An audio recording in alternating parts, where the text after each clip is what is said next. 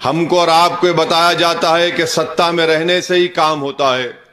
मैं जिस प्रदेश से आता हूं वहां पर तेलंगाना हैदराबाद में मजलिस पार्टी के 7 विधायक हैं और हमारे 7 विधायक कभी भी कोई मंत्री नहीं बने हैं, ना हमको उसको बनने का शौक है।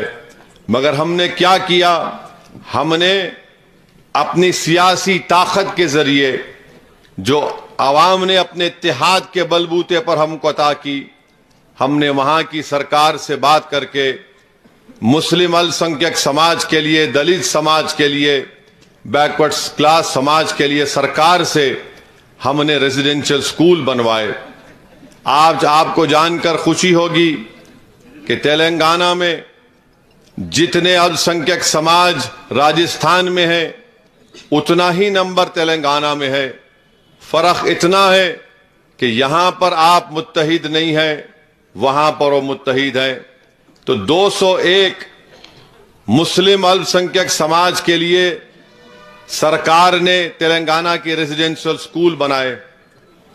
लड़कियों का अलग बिल्डिंग और लड़कों के लिए अलग। आपको जानकर यह हैरत भी होगी कि पिछले 7-8 साल में 80,000 के करीब बच्चे और बच्चियां 12th क्लास मुकम्मल कर निकल गई। अब 1,20,000 के करीब उसमें ज़ेरे तालीम है, उसमें पढ़ रही हैं। अब हमने सरकार को बोला कि आइंदा ये 200 जो 12th क्लास तक है, 12वीं जमात तक है, उसको डिग्री कॉलेज में तब्दील किया जाए। तो सरकार ने मजलिस की इस सिफारिश को कबूल किया, मुतालबे को कबूल किया।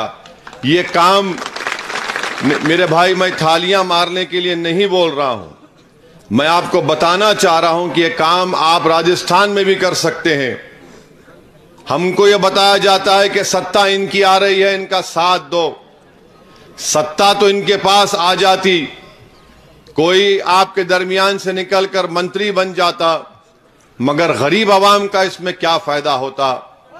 मेरे अजीज दोस्तों और बुजुर्गों, इसीलिए हम आपसे अपील कर रहे हैं कि इसी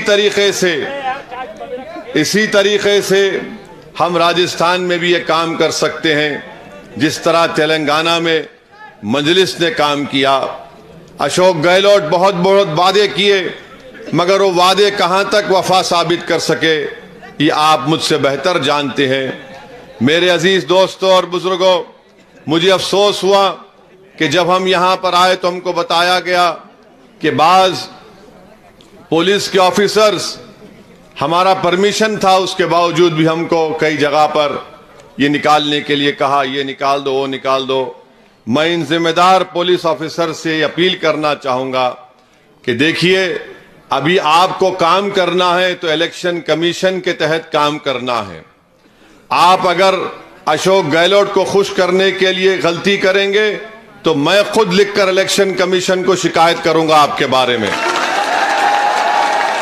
मैं ये नहीं चाहता कि ऐसा करूं, क्योंकि आपको सबको बराबर देखना है।